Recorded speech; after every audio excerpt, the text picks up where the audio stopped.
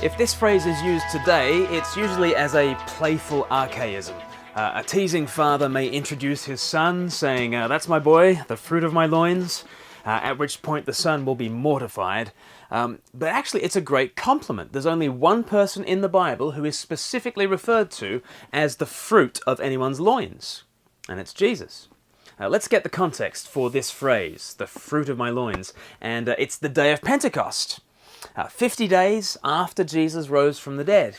It's 10 days since Jesus had ascended into heaven, and on this Sunday, the Holy Spirit comes particularly in power to clothe the church for its witness to the world. At the time, the whole nation of Israel was gathered together to celebrate the ancient festival of Pentecost. It's 7 weeks after the Passover weekend. At that point, they celebrated Passover and first fruits together on the same weekend. First fruits was when the green shoots of the coming harvest were presented to God. And now at Pentecost, it's harvest time. So everyone would be thinking about fruit.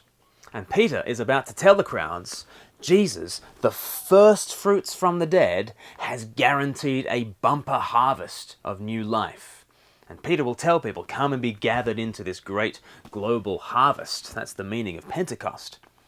But as the day of Pentecost begins in Acts chapter 2, it does not look very impressive. There are just 120 disciples waiting. They're waiting because Jesus told them to wait for the Holy Spirit to clothe them in power.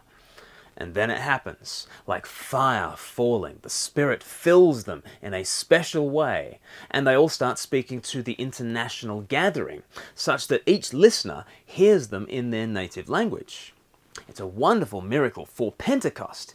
You see, it's the breaking down of cultural barriers, so that all sorts of new grain might be gathered in. Peter steps forward, and he, in Acts 2, explains this sign of new life that has come into the world.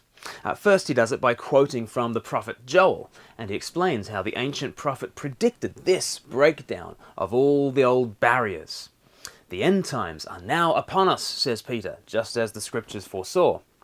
And then from verse 22, Peter narrates the events of Christ's life as the fulfillment of another prophet, King David. According to verse 30 of Acts 2, David was a prophet and knew that God had promised him on oath that he would place one of his descendants, or the fruit of his loins, one of his descendants, the fruit of his loins, on his throne.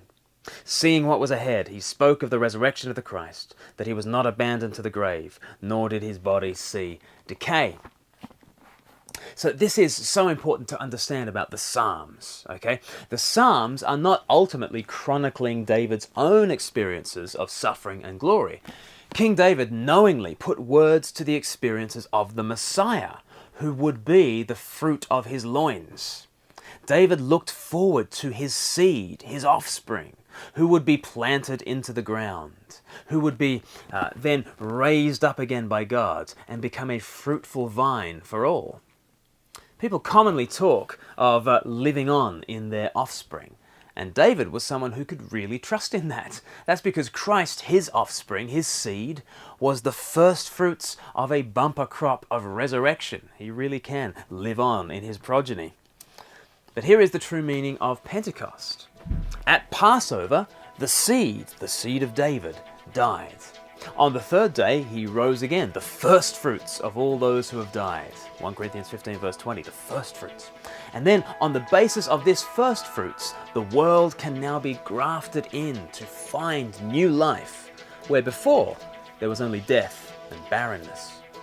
The fruit of David's loins was not only fruitful for himself, he has enough life bursting out of him for a cosmic harvest.